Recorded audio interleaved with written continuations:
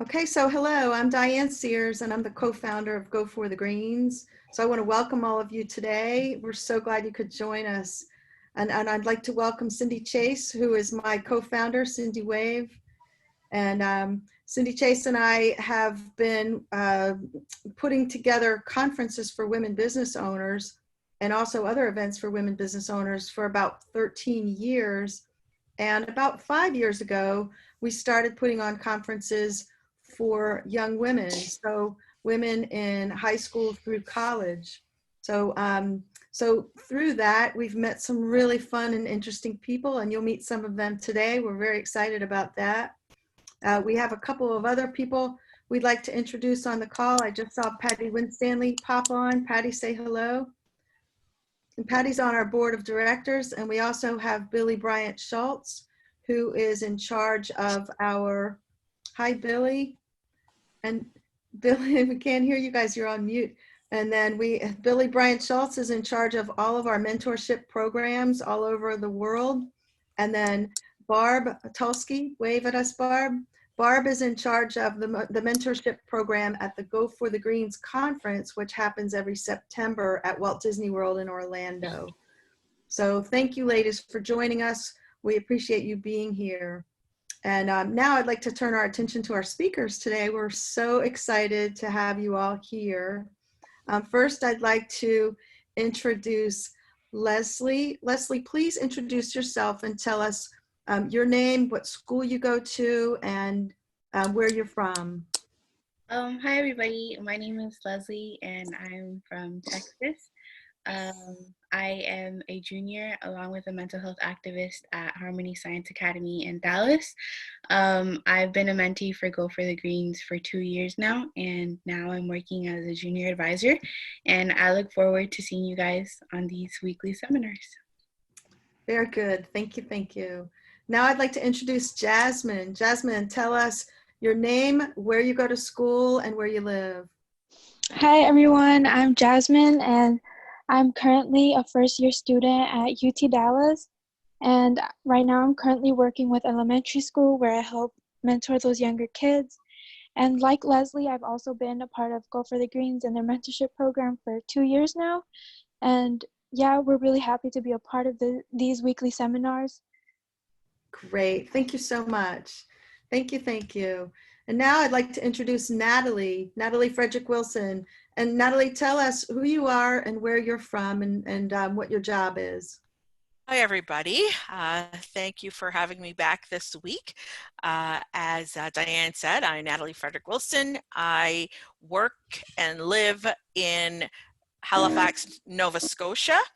I work at the Mount St. Vincent University as a business advisor and a student engagement manager for students who are looking to get into business and entrepreneurship or want business coaching or leadership training, and also young women who are looking to get into technology. So I run 2 programs. One is called Alliance for Young Women Entrepreneurs, and I have one student on here, Annika McDowell. Welcome, Annika. And I also run another program called a Spark program, and both of those programs provide students with the tools they need to ideate, start a business, or grow a business. And I specialize in helping young women not only talk about business, but become business owners. That's very exciting. So as you know, Go for the Greens is all about entrepreneurship. And it's our hope that a lot of the people who go through our mentorship program will become entrepreneurs or consider becoming entrepreneurs. But at the very least, that you all will learn to think entrepreneurially wherever you go. If you can think like a business owner, you can pretty much go anywhere you want to go within a corporation or a government agency or a nonprofit or wherever it is that you decide to work. When you think like an entrepreneur, it really does put you at a different level above any of the competition. It makes you more responsible for your own career. So that's one thing to kind of keep in mind. Okay, so I want to go over a couple ground rules before we get started, and then I'd like to start with our questions and answers. It'll be really fun. So I hope everybody's ready for a good time. It's a couple of the ground rules. We have everyone on mute, and we also have your cameras on hidden. So if something happens and you see yourself on the camera or on the screen, just go ahead and put your camera on mute. If you have any questions, and we really do hope you do, there is a chat function with this. So play around with it and see if you can use it. When you chat, you can either chat with all of us at the same time, or you can private message anyone on the participant list. So we would really like to hear your questions for all of our 3 panelists. So, so with that, let's get started. Natalie, I'm going to turn it over to you for a little bit. And if you can, please lead us through helping people with our seminar today, which is on how do you follow your dream? So the first thing that I'm going to do is share my screen. Oops. Actually, let me go to your question. I'm going to put you on mute for a moment, okay? Hold on. Put me on mute for a moment. Okay. So we're going to talk about how do you follow your dream. And for all of you on the call, this is really important. One of the first things you want to do while you're in high school or college is figure out where you're going. So it's kind of scary sometimes. You're out there, you're trying to decide whether you are going to go to college at all. And that's not necessarily, a given these days. A lot of people are looking for people in trades and that kind of thing. You don't have to go to college to become wealthy, to become happy, to become successful. But if you do want to go to college, where are you going to go? How are you going to get there? What do you need to be thinking about now? So if you're in high school, that's what you're looking at. When you're in college, you have to decide, what am I going to major in? How am I going to get to the finish line and graduate? All of these different things, all the things that that you're thinking about as you go. So it's all a very scary time, but it should be very exciting. All right, so now we're looking at Natalie's screen. So Natalie, go ahead and walk us through. Okay. So hold on here. Great. Okay, so last week, for those of you who were here, we went through a pretty detailed vision questionnaire really quickly. And so this week, hopefully we have some time to go through it a little bit more. And I think they really help to expand on the topic for today.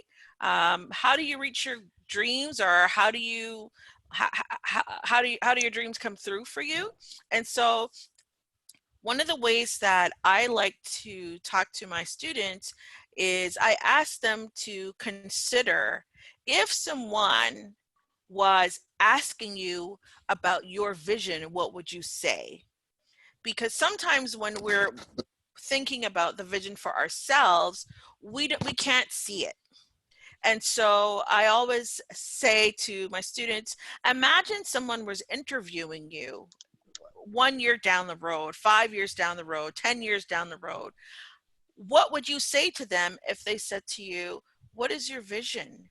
Or are you living your vision or your dream? Or are you meeting your goals that you have for yourself? And so the only way to do that, not the only way, but one of the ways to do that, is to answer a series of questions that don't make assumptions. So to be clear about your vision, to be clear about what is possible, you can think big or small because it's your vision. No one can tell you what your vision is or how big or small it's supposed to be. And so the way that you can do that is by going through the series of questions that are here. Picture living your dream. What does that look like? Sometimes it's hard for people to envision themselves doing something down the road because they're constantly in flux, changing. Well, I want to be a mechanic. I want to be a nurse, a teacher, because no time or thought is given to the future. One of the things that's important about planning your vision is you have to make time to do that. You can't plan your vision while you're texting on your phone and listening to music and on the bus while you're talking to your friend. If you're thinking about your future, you really have to give it some consideration and some time. So picture yourself down the road. Notice your surroundings. You know, I can see myself sitting at my desk. I'm the principal of a big school, and I'm talking to the teachers that are under my, you know, that are on my team, or I'm sitting in my university. I'm doing my doctorate in science. I'm going to solve the COVID-19 problem that we have going on. What colors are you seeing? Why a color?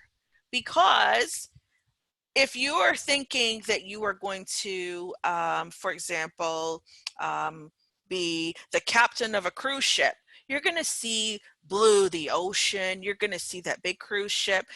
These things just help to add a bit of layer to what it is that you're thinking about. What are you doing? If you are thinking about the future and you're thinking in your mind you want to be a teacher, or you want to be a pilot or a policeman, and all you see in your vision is that you're relaxing on the beach, your vision and your goal doesn't line up. So one of the things that's important is knowing that when you see yourself in the future, it has a background. You know, it has layers, and it has a texture that you can see. Think about, you know, you're really hungry, and you're going home and you want your mother's favorite fried chicken. You know what it smells like, you know what it looks like. Think about your vision for yourself like that. What are you doing? Who are you talking to? What is your role? You see yourself 5 years down the road, you're working for a corporation. Are you the receptionist? Are you the administrative manager? Are you the accountant, if that's what your goal is? And who are you talking to? Who you plan to be down the road says a lot about who you're talking to. So if you are going to be a teacher, you can see yourself collaborating with teachers like yourself, talking with your principal. You can see yourself leading your students, right? And then if you think you're going to be a nurse, you can see yourself perhaps doing your internship. Or maybe you see nurses passing you on the street and you go, I'm going to be like them one day. I can see them when I go to the emergency room. I can see them hurrying around, doing their work and talking to patients through the triage process. And what makes you happy about what you're doing? Because visions and future, there will be feelings that are tied to that. What is positive about it? If you, for example, I know some of the questions that come later will be about someone else's vision for you. If, for example, your vision for, if your mom's vision for you to be a nurse, and you're working on the sciences really hard, and you're like, well, my mom wants me to be a nurse, so I'm going to be a nurse. And you look down in your mind and you see yourself in an emergency room, and there's a patient with their arm cut off, and you're thinking, get me out of here. Maybe that's not the place for you, right? And so do you feel excited about that? Is it positive? What do you see as a challenge? Well, the challenge may be sticking with something. The challenge may be, I don't have enough information about my dream, so I need to find out more. The challenge may be, I want to be a billionaire, but I really don't know where to start because I don't have any investment. Or the challenge may be, I simply don't want to put in the work that's required to reach that goal. And you have to be honest with yourself. And then what are others saying about your success is really, you know, that's tertiary. It's not the most important thing, but it's helpful when you have people encouraging you, when you have people giving you that slap on the back saying, great job, you reached your goal. I knew you wanted to be a police officer and you've done it. And here I am celebrating with you. So the other piece to this is the line at the bottom, writing down your vision. And the good thing about this is there are no wrong answers.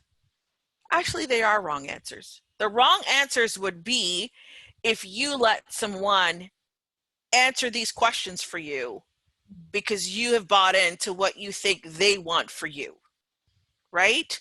So then you have a wrong, unless that person knows you really intimately and really has your best interest at heart. But I think there's something to be said for you first going over these questions in your room, in the library, on the bus, alone, figuring out what you think the answers to those questions would be, and tell your mom or a trusted friend or one of the ladies in Go for Greens, this is what I'm thinking. And then they can say, you know, Joan, someone says, I want to build floppy disk. Cindy might say, I really like your idea, but someone created floppy disk and we used them for 20 years and now we don't anymore. And so perhaps you need to rethink that. And so you can go and revise and then share again. So it's a process. A vision doesn't happen in, you know, within a test tube. It happens, it's a living, breathing thing that you can come back to all the time. And really, as you grow, as you learn, as you network, you revise and you build it out. And then sometimes what I say to my students is, every vision, a line in your vision can be erased if that's not something that you want to do. I run through this with business owners who are in ideation, and some people will say, oh, this is my vision. I want to be a doctor, lawyer. I want to be a this, that. And then as they start writing down the vision, and well, what do you have to do to get that? Well, you have to go to school for the next 20 years to have all of those positions that you're talking about. And so what happens is, sorry about that, what happens is that they realize, I don't want to do that. I don't want to spend 20 years in school. I'm going to cross that off. And I'm going to become more specific about what it is I want to do and how I'm going to get there, because I've already been in school for 12 years. I only want to go for 4 or 5 more. And even though I like these 10 occupations or these 10 things, I don't have the bandwidth, energy, time, money, and to complete all of these things and do all of them together well. And so a revise is a very important thing. And I think that's it for me for now. Oh, I have a question. So as someone who works with students making these lists, what is something that you notice a lot of people struggling with? Which question do they struggle with the most, and how did they find their way around that? So I think the biggest thing that students struggle with is not so much going through the vision sheet. It is that sometimes students are concerned about what other people will think about their vision, right? Well, what if people don't, and I have to keep reminding them, this is your vision, not my vision, not your neighbor's vision. This is your vision. The other piece would be, sometimes students find it hard to envision themselves speaking from a position of power in the future because they shy away from interacting with adults, or they only spend time with peers, so they don't envision themselves talking to anybody, right? They're like, well, who would I talk to? Who knows anything about this? I don't know anybody. I know, but we're not talking about today. We're talking about down the road.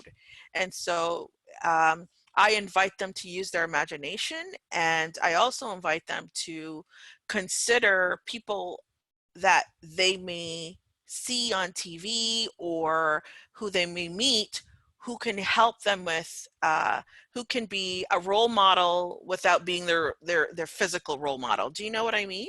Like, you may see someone on a YouTube video and you go, that person just answered my question. I think that's a really good point. That can help me with my vision. That can help me develop. So it's around developing the way you think about yourself down the road. Okay. So Natalie, thank you for sharing your screen and definitely your knowledge. You're welcome.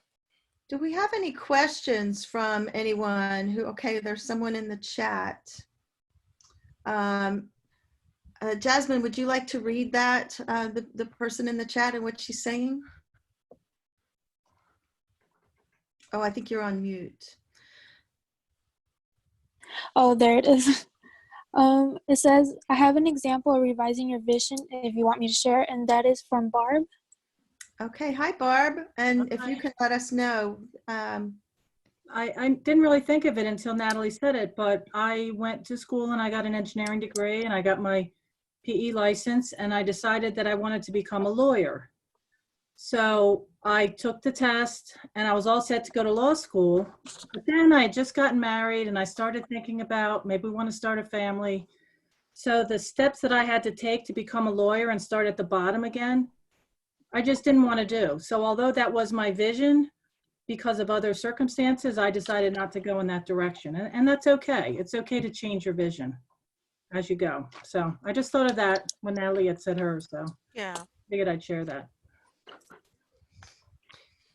Barb, I think you bring up a really good point, and if you'd stay with us for a minute, we've talked about this before.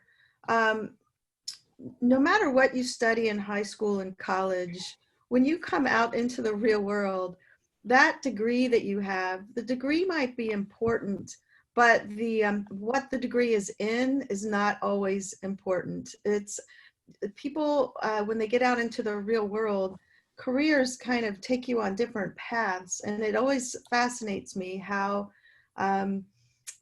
people started off wanting to be one thing and studying one thing and then became something completely different. Can you speak to that, Barb? Sure. Even any degree, whether it's business, nursing, like you had talked about, engineering, whatever, all it teaches you to do is how to think in a certain direction.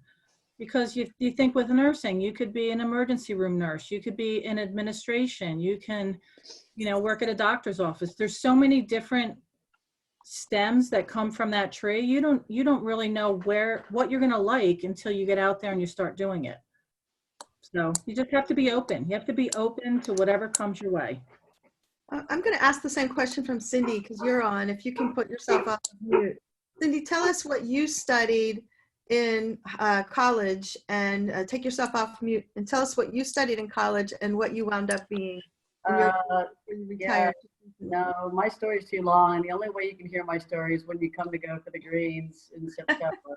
God willing, we can all make it. But you studied, right? Yeah, I studied. I studied a lot of different things. I changed my major 14 different times. How I got to where I am is a longer story than we have, because we only have.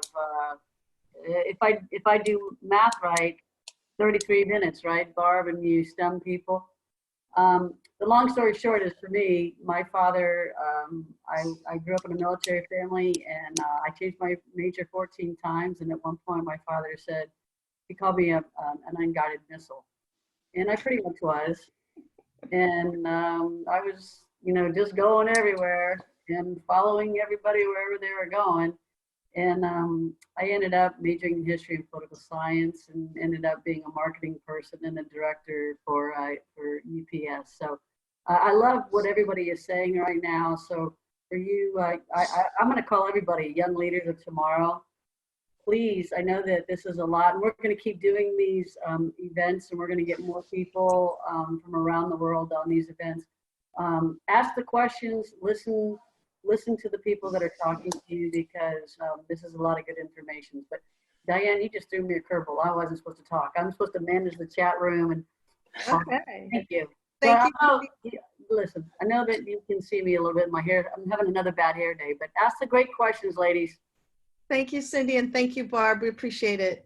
So Natalie, if we can go back to you, when you were in college, what were you thinking you were going to be? So initially, I dreamed of being an executive chef, I even started out right out of high school working in a 5-star hotel. And as when I graduated really early when I was 15. And so I had some time where I could explore that occupation. And so my principal at the time was able to get me this work term, you can call it, at this 5-star hotel where I could work in the kitchen. I loved every minute of it. It was wonderful. Then I kept going after that, and I was like, okay, I want to go to culinary school. That was the only thing that I could see myself as. And finally, I got accepted to the Culinary Institute of America in New York, and I was going there.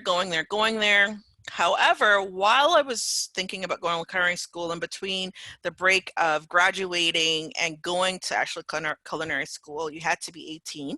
So I went to work in a bank. While working in the bank, I started having pain in my wrist.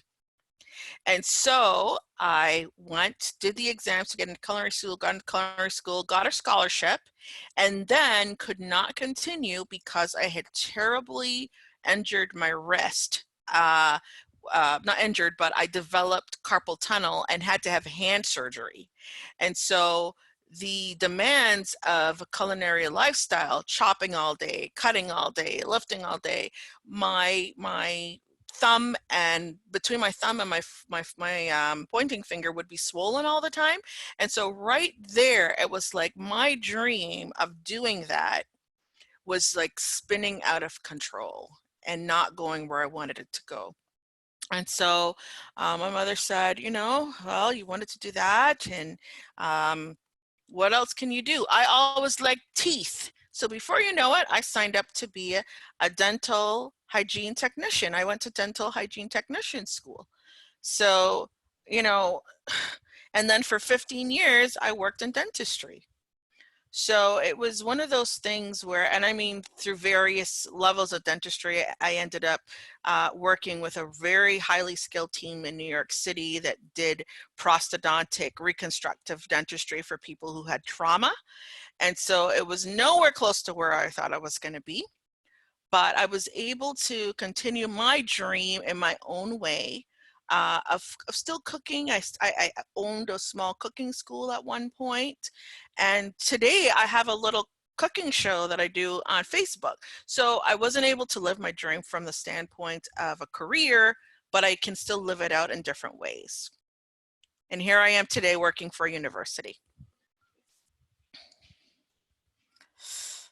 That's amazing. What a great story. Thank you for sharing with us. You just never know what's going to happen. You never know. No. I know I was in high school and I knew I wanted to be a writer, but I thought I was going to write the great American novel. So I always wanted to be a writer. And I was in high school and I was trying to get into the yearbook class because that's where all the cool kids were and that's what I wanted to do. And I switched high schools and found out that class was full. And they said, well, you're going to have to be on the newspaper staff and the newspaper class. And I said, that's for nerds. And I was a nerd. I mean, I was in the Math Honor Society, as Cindy knows, and the National Honor Society. But so I went into newspaper class and I never looked back. I became a newspaper reporter, a newspaper editor, and I did that for many years until about 20 years ago, I started my own company and I'm still a journalist. So that was a complete accidental, tripped into it and have absolutely loved it. So, my story is a little different because I always knew that I wanted to be on that one track, but all the different careers I've done in writing have been quite different. I can see that Miss Billy Bryant Schultz has joined us. And Billy, I'd love for you to take yourself off mute and tell us what your original career goal was and how you got where you are today. That's an interesting story too. Well, I want to speak to Natalie's revise. And it seems like I've been constantly having to revise my career. But I did graduate from college with a business degree and actually had a kind of a different job. It was in the medical field. And but then after my late husband became very successful in the business, I started doing things within the community, fundraising, and with my church and with the PTA and all of these different things, never dreaming that I would be an entrepreneur. However, when things happened in my family, it became critical that I take over the role of a company. So I think that you need to prepare yourself, even though I knew all along that I had creative skills. I was actually taking a design class in college when this happened also. So revised my track one more time, and all of a sudden I'm the owner of a business and I'm supposed to grow this business. So through the years, this business was only an office equipment repair shop. Today, it is an IT equipment, software solutions and services company that is a value-added provider for Xerox, HP, Lexmark, Ricoh Brother, and Rubrik in cloud data protection and management services. So the company has been constantly evolving ever since I went there. And it's even more today over on the creative side with STEAM, in which we're very engaged in. And I'm very happy to bring that part of the industry to Go for the Green, which we did last year. And I hope we'll be able to be more focused, even though we are focused on entrepreneurship. STEM and STEAM, I believe, is very critical for young girls today. Okay. Well, thank you, Billy. And I want to spell out STEM means science, technology, engineering, and mathematics. And then when you call it STEAM, you're adding in the arts, correct? Yes, that's correct. So that's a very, very important piece of the puzzle, because there aren't enough women in STEAM right now. And one of our goals is to try to get more young women to think about these science, technology, math pieces as a career. I see Patty Winstanley popping onto the screen. Patty. Yeah, I wanted to bring up two things. Leslie, there so you can follow. Leslie wants to be a writer, and she also is amazing at baking. So you and Natalie should have some conversations, and Diane after this. I also wanted to say that I have changed my career from a school teacher. Well, first I was a receptionist and made copies, but I was in the office by myself. And those of you that know how much I talk know that didn't work. And then I was a school teacher. And then I went to be a licensing agent, to show my age, back before you could ship even an Apple or an IBM overseas. You had to get a license from the Commerce Department. And I did that for 8 years. And then I went back to teach. And then I owned a promotional company for 15 years. And now I'm a consultant. So you can, and one just led to the other. But the one thing I wanted to say about also is that Leslie is also making a difference in the organization that she's running that helps teens with suicide. And then bring up Billy, which she's going to kill me. But Billy has made such a big difference in the lives of women-owned businesses.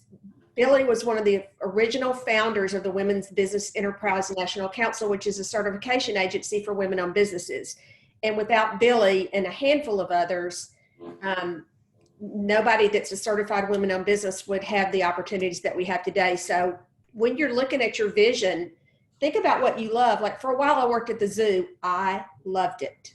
And if I could have stayed at the zoo, out in those barns with the animals for the rest of my life, I would have been happy. So, but I couldn't do that forever, so I just did it as a volunteer. So think about the ways that not only can you change your career, but you can take the things that you love and build them into something that you can make a difference, like Leslie's doing and like Billy did. All right. Thank you, Patty. Thank you. We can see Thank your you, Patty. ducks in the background, how much you love animals. Yeah.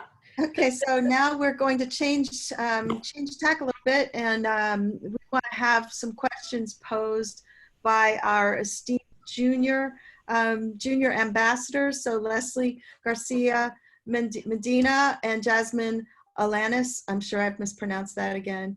So, so if the two of you, I know you have some great questions you want to ask, you can direct them to Natalie, you can direct them to anybody you've heard from, or just direct them in general and see if who else pops into our show.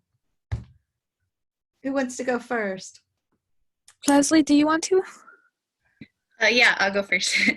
Okay, so the first question we had was, we kind of already went over this. I don't know if Miss Cindy or Miss Ann wants to add on, but how do you work around a parent who has already planned your future? So an example would be for me, you know, for a long time, I've always had a passion for writing and for baking, but my parents want me to become a lawyer or work in the medical field. So that's something, living in a Christian household, you know, there's a disciplinary level that we have to follow. So how do you work around that? How do you reach out to your parents, or what's something that you can do to kind of help get to where you want to be without creating any troubles, you could say? Natalie, please help us. Oh dear. So, as I was saying last week, I come from a Christian household as well, and in our culture, you know, I said last week, you're a nurse, a teacher, a lawyer, or something like that, and to the point where, you know, in our family culture, you know, we the way that my parents, especially my mother, instilled that in us is she bought us books, you know, because she wanted us to read and read and read, right? Because if you're going to be a lawyer or a doctor or whatever, you have to develop those skills. And so, as I'm going to answer your question about yourself first, like how do you manage at home? So you can share your thoughts and your what it is that you want to do with your parents, respectfully, of course, but the proof is in the pudding. If you say, I want to be a baker, but you don't bake anything at home, you don't try out recipes, you don't bake things and let them try it, right? Then how do they catch the vision? You have to, if you have a vision for yourself, you have to walk the walk and talk the talk, right? And so sometimes your actions speak louder than your words, because, okay, you have parents, hopefully as Christian parents, they believe in giving you good counsel, but they believe that you also have opinion, and you have a heart, and you have a, you know, a desire to do something that is put there, if they believe, by a higher being, right? Well, you have to deal with it from their standpoint, right? Because you brought up the point of Christianity, and so you sit down and talk to them. Mom, I know what you're, but I really like. Did you remember that lemon meringue pie that I made for you last week? Wasn't it lovely? You have to help them catch your vision, and it's more based on what you do than what they do. If you say, I want to be a journalist, but you don't read books and you don't write anything, they're going to think that they need to keep putting their vision on you, because they're going to think, well, if we don't help her to do something, she's not going to do anything. So you, at this stage, you're old enough to be in the kitchen, trying recipes, getting the ingredients together, and let them see you so they can get excited about your vision, and you will win them over if you do that. Great advice. Yeah, I think. So in the chat, Miss Barb said, why do your parents want to be a lawyer? Or I'm guessing she meant, or a medical person. And Miss Patty said, John became a lawyer, then used that knowledge to become a famous author of books like The Firm, The Pelican Brief, and The Runaway Jury. So for Miss Barb, a little story. My father's sister, my aunt, actually was born visually impaired on one side, like on one of her eyes. And so they live in Mexico, and at the time, the doctors there, or the technology wasn't as advanced. And so she went into surgery to fix one of, like, part of her eyesight, and they eventually ended up damaging the other eye, and so now she's fully, you know, like she can't see. And so obviously back then, you know, my grandparents didn't know how to do anything about the situation. You know, they lost their home, they lost the land that they owned. And so I guess it's more out of the feeling that my dad gets that he wasn't able to do anything about that situation. And so, you know, he's always telling me, like, you know, you could work in the medical field, go back to Mexico and help kids over there, help families. If you become a lawyer, help families go and defend themselves towards like things that are going on that they can't do anything about. And so, I mean, I guess just the pride and joy of saying, like, you know, my daughter's a nurse or my daughter's a lawyer. But I think that at the end of the day, they do it not because they're wanting to force me, because they've always told me, you know, you do what makes you happy. But it would be nice if you, you know, become something that could go back and help people in Mexico. So that is a great, you know, description of my question, because I didn't know if they just wanted to say, oh, I think a success is a lawyer or a medical person, but they really have a background, an ulterior motive, and they probably figured you're very smart and you can do anything, so why not do that to help out? So I can understand as a parent. The other thing that I want to say about this is you also have to help them see you, right? So if they want you to be a medical person helping people, I don't know if it's you, but I thought that, or you, or I forgot the other young lady's name here. Jasmine. Or yes, is it you that help people who are going through depression and suicide? yes, yes. You were already living your parents' dream. Exactly. Okay, so you have to help them see you. Dad, look, I am an advocate for people who have medical issues. I could possibly be a depression recovery therapist, or you know, psychoanalyst, psychotherapist. I could be someone that becomes a medical advocate for people who need help through their suicidal and depression thoughts. You are already doing that, but you have to be able to help them see that, because I'm a child of an immigrant myself, and sometimes the way that they look at these things are based on many layers that you are not experiencing because you did not live that life. So you are living their dream. You just need to articulate that to them. I agree with Natalie that you need to tell them more about your suicide prevention organization and the results you're getting there. And maybe even get them involved would be a key thing. And then I just wanted to add in that almost every kind of So career get into those writing skills, if you're interested in writing, going into anything like a medicine or a law or anything, those writing skills really come in handy. So journalists don't make a lot of money as a given rule. I mean, maybe if you went into TV journalism and you became, you know, one of those people in 60 Minutes or something, but as a general rule, so they might be concerned about that too, just making sure that you have enough money to get by in life. And if you work in a nonprofit and as a journalist, you know, you're not going to maybe support yourself, they're thinking. But those writing skills, you can convert those into all kinds of careers as well.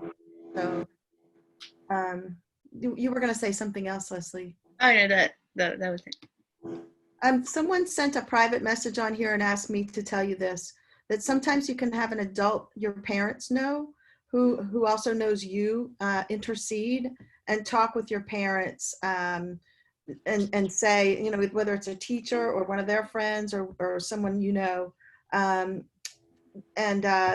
just run interference for you. So that's another idea. And I know this question wasn't supposed to be about you, but that's pretty cool that we. Hey, this is Cindy, real quick, if you don't mind, and Jasmine and Leslie. Thanks, you guys are doing a great job. I'm the timekeeper, so I just want to make sure that we've only got like 9 minutes left, I think. But there's a lot of other leaders of tomorrow on the call right now. So I wanted to just say a couple things before we move on, because next week we're going to have another webinar.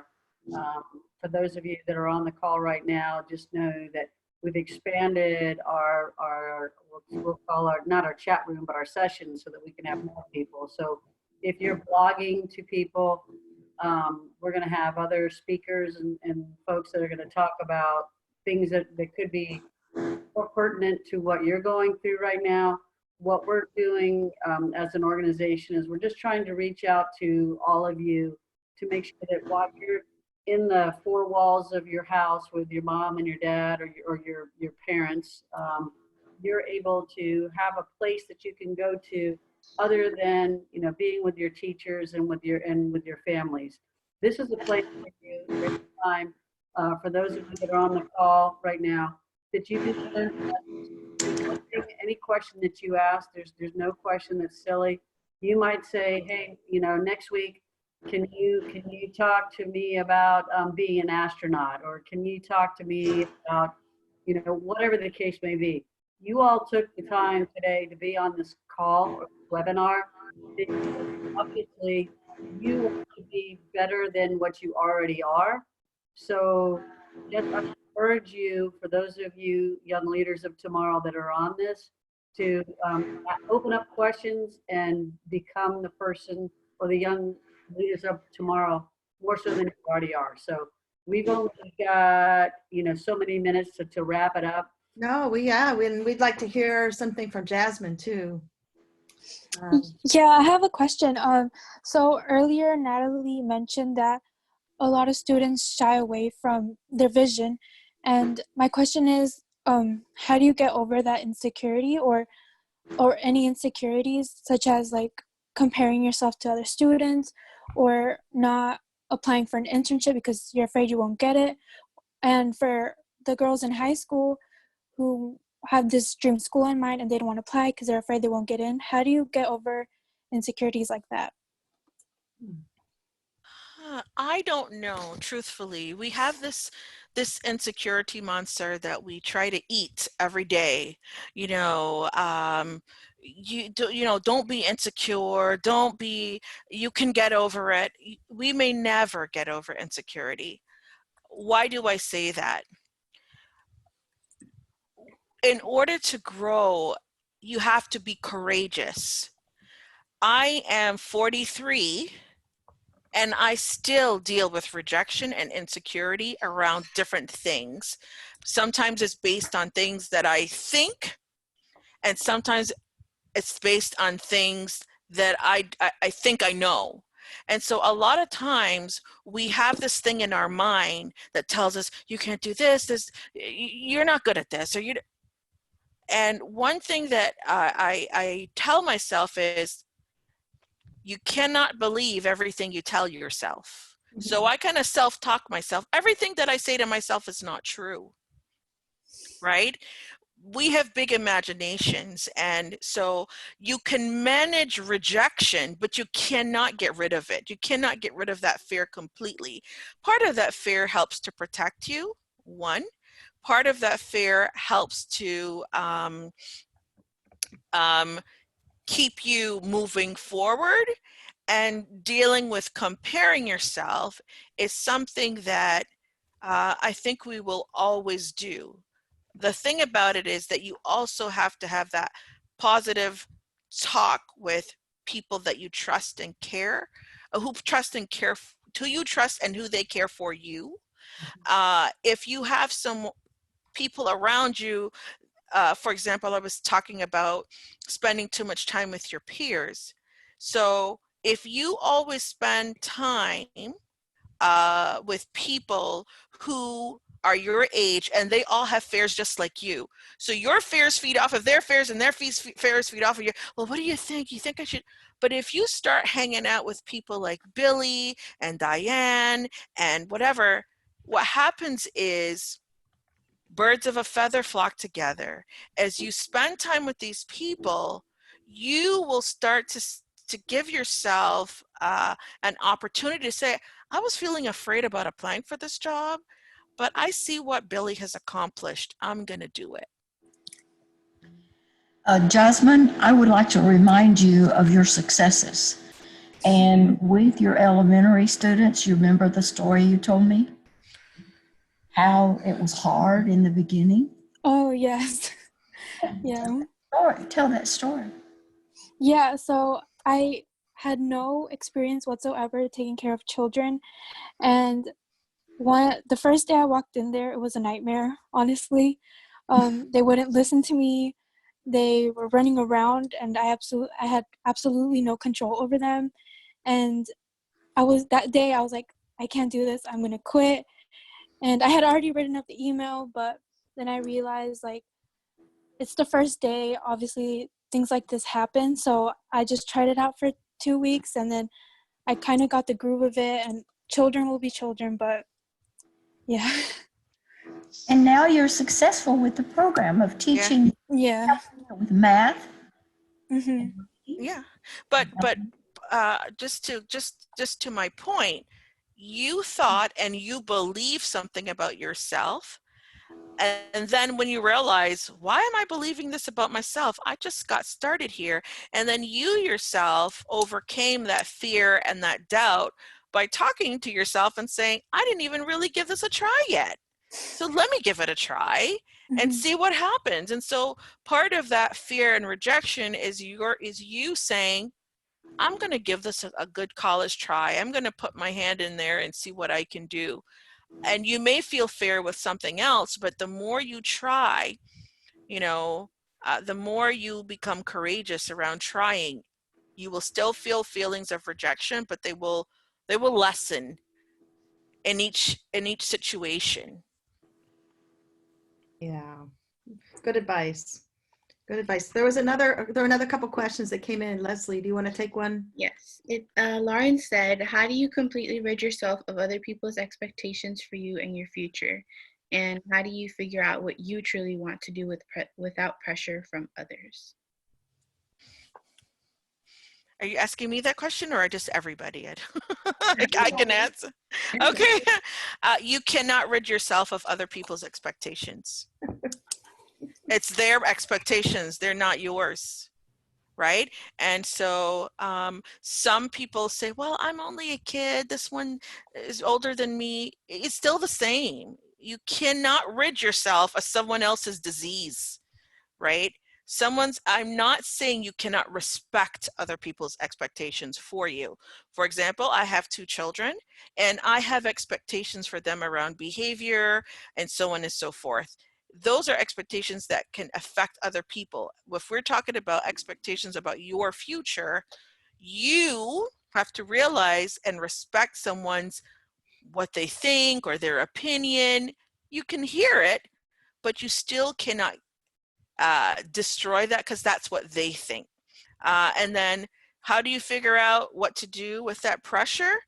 Well, you figure that out by getting your vision together. The stronger your vision is, the more you're able to answer people. I meet with entrepreneurs all the time. They're building a business plan for their business, but then they asked 15 people who've never had a business what they think. And I say, well, how can you get advice and how can you figure out what to do in your business from people who've never run one, right? You have to be able to, as you formulate your vision for yourself and someone says, you said, well, I want to be a carpenter. And then someone says, you know what, you're really tall. You should be a basketballer. And then you say, no, I'm going to be a carpenter. This is my vision. I've thought about it. I can see where my skills are. And this is what I want to do. So the more that you formulate your plan, when people come with their own pressure and expectations, you will have an answer for them. And eventually they will see that you mean what you say. Hey, And they'll back off. If you don't mind, I'm gonna, I just want to interject on this one. First of all, whoever asked that question, that is, I admire that question that was asked, because I don't know if you're a sophomore in high school or a sophomore in college or what have you. If you already know what your vision is, then bravo. That is amazing, because that means that you've got a target, and you know what the bullseye is, right? So that is my first thing. I wish that I had that vision when I was your age, whatever age that is. I'm 56, who cares, right? But I wish that I would have had that vision. And you've already heard Barb, who said she was going to be a lawyer, which scares me to think that she could have done that. No, I'm just kidding. No, but to echo what Natalie is saying is, if you've got that vision, then you know what you want. So you're already ahead of the curve. Look at what, for those, if you're late to the call and you didn't hear about me, who was an unguided missile in my life, I didn't have that vision. I wish I would have had that vision and that passion, because who knows what Cindy Chase could have been. I would have liked to think that I've been successful. I've got the best business partner in the world, Diane Sears, but I really wish that I would have known what I have wanted to do. So if you have that, listen to what Natalie said, take it, embrace it, and step into your greatness. Step into your greatness, because you've already defined what you want. So step into your greatness. Stay involved with this group, whoever asks those questions, because we will help you and we will give you the support to help you formulate your plans and just be there for you, because we have no ulterior motives. We just want to see you succeed. There's a last question there. How would you deal with the important people in your life not supporting your dreams and them not respecting it? That's kind of related to Leslie's question about her parents wanting her to do X while she wants to bake, for example. So how do you deal with the important people in your life not supporting your dream? Well, first of all, you respect that they have a different dream for you.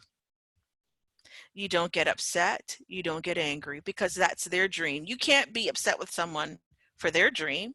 Thank you that you're dreaming that I could be an astronaut. That's awesome, but that's not what I want for myself. So as you grow, you will learn how to articulate these things. And from the not supporting part, if you have someone in your life that is important, but they do not support your dream, what does that mean for you?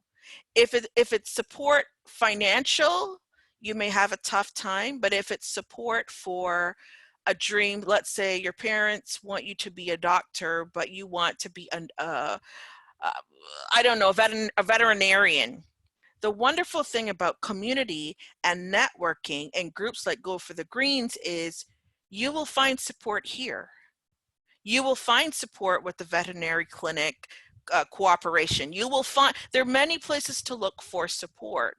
And so some people don't like some people may not find that support in their home for that particular thing. You celebrate the things you get support for at home, if the issue is at home, and then you find support in other places that are looking to provide that support, like here. It's a safe space, as Barbara Telsky was saying. It's a place that you can tell people your vision, and they can connect you with people that may support your dream. If they're being disrespectful about your dream, then perhaps you cannot share it with them. You have to have a safe boundary. I can talk about toys and cats and food with these people, but I cannot dispense my dream to them. So that is a boundary you have to put in place, and it has to do with self-control. I will talk to this person about these things, but with my dreams, I will talk about them in the Go for Green space and find other people there that support me. So that has a lot to do with setting boundaries, even with the people that love you. Well, on that, Natalie, thank you for that great advice. And I have actually used that advice throughout my life in dealing with, even my own mom, but other people, and just saying, I have to be surrounded by people who are positive about this dream that I have. And if you're not on board with that, that's okay. But that means that we're not going to discuss it. So I'm not going to discuss my dreams with you. We can talk about other things, shopping or TV shows or whatever. So So yeah, I mean, sometimes you just have to have those honest conversations with people you care about, whether they're your friends, your parents, your siblings, or whatever. So hey, we have a cute little dog picture now. Barb, say hello. All right. So I wanted to see, we are out of time, so I wanted to see if Jasmine and Leslie had any other things that you wanted to add as we wrap up. Yeah, if any of the girls on the call, I'll put my email down on the chat if they have any ideas for the next webinars or any questions that they really wanted to ask, so we can have it next time. I'll put it down on the chat. We also have an Instagram page where we will start hopefully our fundraising program soon. So I'll leave the Instagram page down too. And I mean, I'll leave my Instagram, my social media, everything is the same thing. So if you guys, like Jasmine said, want to add on to anything that you guys want for next seminar, or even if you guys just want to talk about something that you might have not wanted to talk about on here, then you could feel free to reach out to us. And yeah, we hope you have a good rest of the week. Can I give a suggestion? Sure, yes. So if you put that stuff in the chat, when Diane closes the chat, it's going to disappear. So perhaps as a follow-up, if you want to share that information, you can send that out to all the people that were registered, and then that way they have it in email. Okay, I will make sure that I provide you all with the list, and we can start that conversation. Can I say something real quick before you close the chat, Diane? Diane's like, yeah, I hope that Cindy gets cut off any minute because my internet works really bad. So first of all, I'm going to challenge that you are a true mathlete. Patty Winstanley, if you're still on here, I know nothing about you wanting to be a zoo person. Barb, I am really happy that you wanted to be a lawyer. And Billy, you are my idol, that you have done so well with your business and you have this vision for the program. So for those of you young leaders of tomorrow that are on the call, please pass this information along on your blogs or whatever you all do to get the message out. We're going to keep this thing going on. And when Leslie just said what she said about fundraising, Go for the Greens, we have a mentorship program. When you go on Go for the Greens website, we do have a program that's at our event in September. If you don't know about it, go on the Go for the Greens website, fill out a mentorship application. We only allow 40 young leaders of tomorrow to come to the event. And if you're interested, just fill out the application. And in the interim, hopefully in September, we're going to be able to have that event.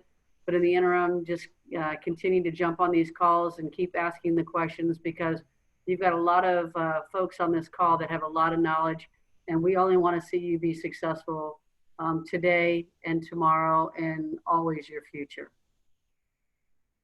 Okay, thank you, Cindy. Thank you, Natalie. Thank you, Leslie. Thank you, Jasmine, Patty, Billy, and Barb. Thanks everyone for being with us today, and we hope you have a great week, and we'll see you next week. Thank you, everybody. Thank you for your invitation. Natalie.